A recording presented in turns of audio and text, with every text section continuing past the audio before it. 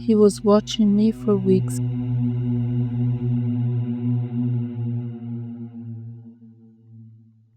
I don't remember what happened.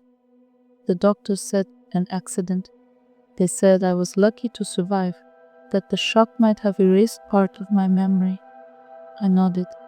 I didn't need explanations. The important thing was I was home again.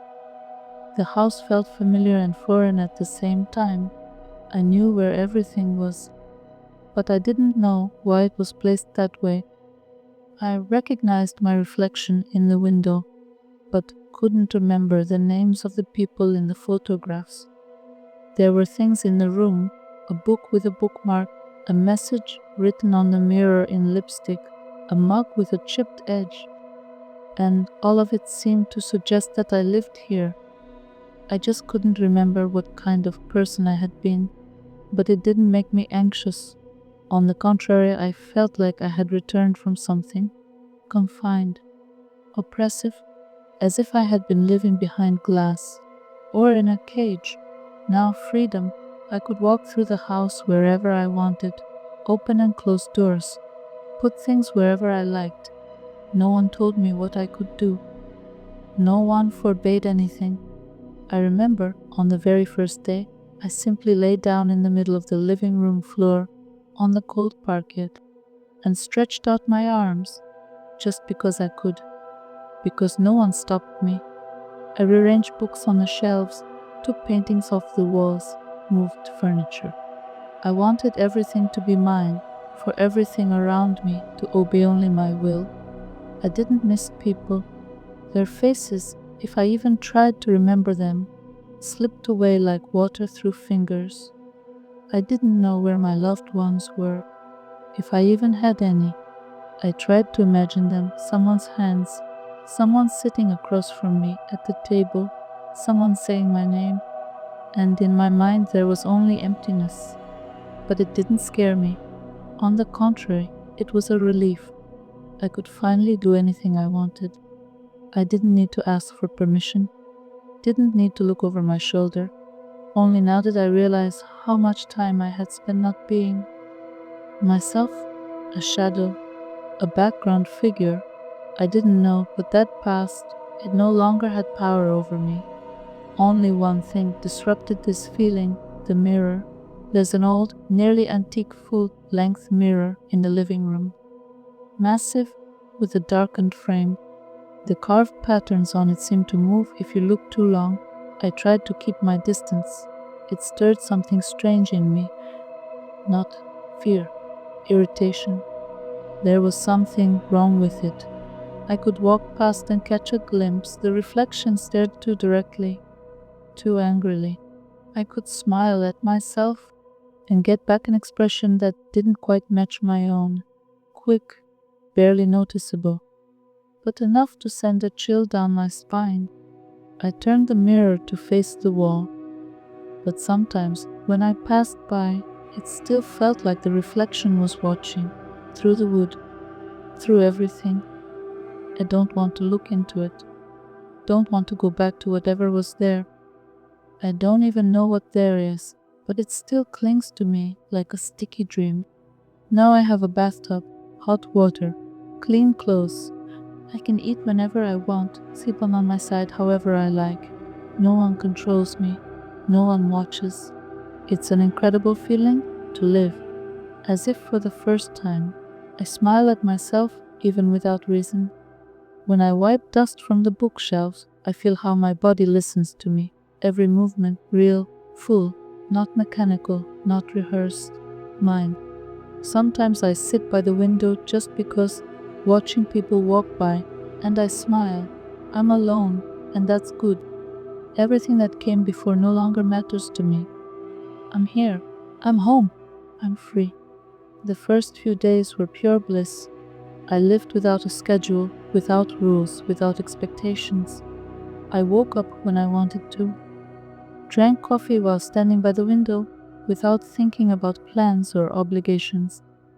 I could spend the whole day lying on the couch, reading books, flipping through them out of order, abandoning them if I got bored. I didn't need to rush anywhere, didn't have to explain anything to anyone. I belonged only to myself, and that was a sweet, almost unbearable happiness. Sometimes I went outside, not because I had to, but just to walk, without a destination, without a road, just to look, to breathe, to be among others, but not with them. It's amazing how easy it is to be invisible when you're not trying to be seen. I wandered through streets, glanced into shop windows, went into cafes, tasted pastries, ate slowly, savoring not the flavor, but the process itself. How nice it is to just sit at a little table by the window, without feeling someone's eyes on your back, without measuring every movement. But then I noticed him.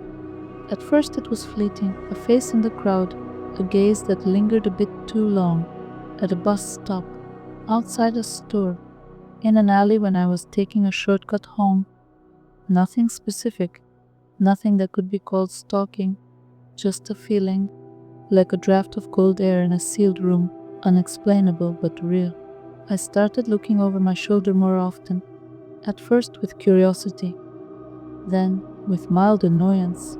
He was young, with a pale face, slightly messy dark hair, and a strange expression. Not frightened, not infatuated, not angry, but almost concerned. He never approached me, just watched, sometimes from afar, sometimes uncomfortably close. I tried to ignore him. Maybe I was imagining things. Maybe he was just someone from the neighborhood.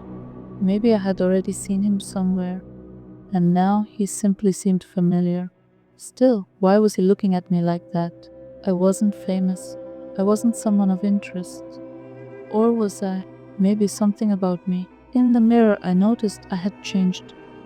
My face looked alive, my eyes open, my movements had a new ease to them. I smiled at myself, and that smile felt natural. Maybe I did look different now. Maybe I drew attention. But still, something in his gaze unsettled me.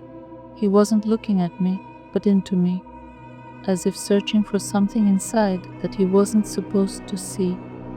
It wasn't the look of a passerby. It was the look of someone who's certain they know you. Even if you've never seen them before. We came face to face in a cafe. I ordered a coffee, sat by the window, took the first sip, and he walked in. I knew immediately it wasn't a coincidence.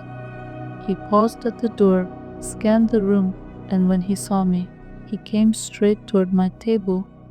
Something inside me twitched. I tried to stand but knocked the cup. Hot coffee spilled on my lap, burning. I gasped, staggered, and fell. He was right there, but not to help. He pulled a small round mirror from his pocket, lifted it to my face, and looked into it. Not at me, at the reflection. His eyes widened. He looked genuinely frightened. And then he abruptly stood up, shoved the mirror away, and left without saying a word. The people in the cafe made a fuss. Someone helped me up, someone offered napkins, someone called a staff member. Everyone was concerned, supportive. Everyone except him. He was gone. I didn't know what to think. It was too much. I was shaking, not from the burn, but from something else, from the way he looked at me, from how he stared not at me but through me, as if he were checking, as if he were looking for confirmation. I walked home slowly. Every glass window I passed now felt hostile. I tried not to look into them. At home, I covered every mirror with cloth, even the small one in the bathroom, just in case. Silly, maybe, but I didn't want to see myself anymore. That same night, I ordered a pepper spray canister, not because I was afraid, but because I was tired of being an object. I belong only to myself. This is my life, my home, my reflection. That's what I thought. But the next day, I saw him again. He stood on the opposite side of the street, staring directly at the windows of my apartment. When I pulled back the curtain, he didn't turn away. He kept watching, as if waiting for me to look back. I didn't. I just let the curtain fall. And step by step, very slowly, I backed away into the room. Now I could feel his presence constantly. Even if I didn't see him, I knew he was nearby. Sometimes I went out on purpose, just to check, and I would find him in the crowd, standing by a newsstand near a fruit stall. Outside a school I had never attended, he didn't do anything, just watched. Sometimes it seemed he was afraid, but there was some kind of game being played, some secret that he knew and I didn't, and that made me angry. I could no longer feel completely free. Every step was followed by doubt. Who's watching? Who knows? And what the hell does he want from me? I didn't know, but something in his eyes whispered, he knows me better than I know myself. And that was truly terrifying. I found myself more and more afraid of the coming darkness. Not because something was hiding in it, but because it no longer hid anything at all. Everything that used to remain in the shadows now seemed to deliberately crawl out into the light, taking on shape, texture, form. I locked the door, double-checked the bolt, slid the chain across, pulled the curtains tight, and still, even lying in bed, I felt how a thin, sticky string of tension wound itself tight inside me, as if from the farthest corner of the room, from some dark crevice in my mind, something or someone was watching me, something I couldn't name. I stopped going out without the pepper spray, and even at home I kept it in my hand, as if that little metal can could truly protect me from whatever was drawing closer. I told myself it's just paranoia, just coincidences, just stress. But the inner voice, the one that doesn't speak in words, whispered, "Be ready." And I was, and somehow that frightened me more than if he had jumped out screaming, because there was no panic in those steps, no hesitation. He was coming toward me, as if he had every right to. I didn't even have time to turn. It all happened in a second, a sharp blow to the head, not pain, but a flash white and dull, like a gunshot underwater, and I fell into darkness. I woke from the cold. At first, I couldn't understand where I was. The floor beneath me was hard, something smooth and strangely cold, almost slick. The light was dim, flickering like it came from candles. The air smelled of hot wax dust and something else, something ancient. I tried to move and realized I was tied, wrists, ankles, arms behind my back. Tightly, I could breathe. It was hard. My mouth was free. My head was buzzing, pulsing at the temples, as if something was pounding on a door inside me. And only when I lifted my eyes, I understood where I was. I was sitting on a mirror, that same enormous mirror that used to stand in the living room. Someone had laid it flat on the floor, removed the frame, exposed the glass. It was cracked in one corner, stained with black spots of age. Around it, candles, arranged in a circle. On the floor, scattered objects, books, pillows, my clothes, photographs. Everything looked like it had been swept through by a storm, and he was standing over me. That same guy. He was holding a huge old book, bound in leather so dark it seemed carved from night itself. In his other hand, a knife. Real, with ancient patterns on the blade, thin, long, ritualistic. He was whispering, in a language I didn't know, Latin maybe, or something even older. I didn't scream at first, I just watched for too long, too carefully, too helplessly. Then I began to scream, "Take the money," I cried. "Anything you want. I have a card called, I'll give you everything, just let me go, please. I won't tell anyone."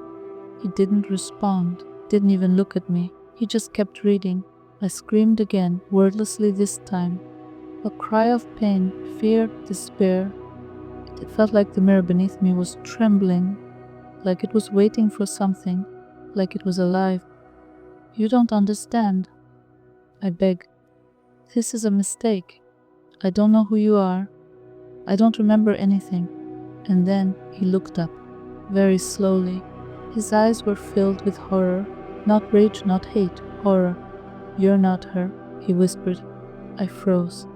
"What?" I asked. He stepped closer. The knife glinted in the candlelight. His lips began to move again. I screamed again, louder, as loud as I could. I struggled, yanked against the bindings, and just then the door burst open. Gunshots, screams, flashlights, serums. He fell. They brought him down. Someone rushed to me, cutting the ropes, saying something, but I couldn't hear. The world felt like glass, cracked, trembling, unreal. Everything was happening as if I wasn't there. I just sat on the mirror and stared at its fractures. Later, I sat at the station. My head was buzzing, my hands trembling, but I tried to stay composed. The investigator looked tired, with a worn-out notebook and kind eyes. He explained that they had been watching the guy for a while, that he had been active on strange forums, talking to people who discussed mirrors, souls, rituals, that they had found a correspondence with me. "You wrote to him yourself," he said. Asked how to tell a normal reflection from a corrupted one. Said your reflection was acting strangely, that you felt like it was trying to replace you, and you asked for help, in case something happened.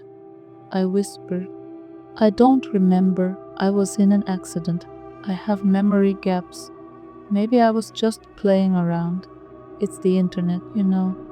He nodded. "I understand." But he took it seriously, and now he'll go to prison for attempted murder. But he let me go. I walked out of the station and got into a taxi. Sitting in the back seat, I kept repeating to myself, "He failed. It's over. Now everything will really be okay." And a wave of warmth spread through my body. The house was quiet. A silence so thick and absolute, it felt like the house itself was holding its breath. I walked through the rooms without turning on the lights. Everything was still there, scattered things, chairs pushed aside, empty frames, drops of wax on the floor. I cleaned it all, calmly, unhurriedly, silently. I swept up the ashes, removed the leftover ropes, placed the pillows back on the couch. Every movement was precise, deliberate, as if I wasn't just tidying up, I was restoring balance. I wiped the floor with a rag, and with every stroke, I felt the foreign presence leave. This was my home, my space, and now nothing would defile it. I washed the clothes, made the bed, closed the window in the bedroom, placed a vase at the center of the table. Everything had to be perfect. The world had to take shape again, my shape, and finally, I approached the mirror. It had stood in the corner all this time, covered with fabric like a silent witness. I carefully removed the cloth. Carefully, not out of fear, but because the moment felt ceremonial, almost sacred. I set it upright, just like before, slowly, respectfully. I wiped the surface. It fogged slightly from my touch, but through that soft mist, I saw her. She was looking at me with hatred, with powerless rage. Her lips trembled. Her eyes were full of pleading. But I stood there, alive, warm, breathing, free. I leaned down, took a blank sheet of paper. Slowly, very clearly, I wrote that he'll go to prison. No one will help you now. And I lifted the sheet, held it up to the mirror. I didn't look away. First, her face twisted in shock. Her jaw dropped, her eyes widened. Then fear. Real, primal animal fear. She froze, then trembled. Her lips shaped a silent scream. Her shoulders began to shake. And then she cried. Not like a person, not like a victim, but like someone who realized they had lost, completely, forever. And I smiled, wide, honest, truly. Now I know no one is coming. No one will save her. No one will see that the one in the mirror isn't me. Because I do everything right. Because I'm learning. Because I've become her. And I'm starting to really enjoy being on this side of the glass. After all, reflections want to live too. If you enjoyed this story, don't forget to like video and subscribe. It helps the darkness spread. Turn on notifications so you don't miss the next nightmare. And remember, don't listen to the whispers in the dark.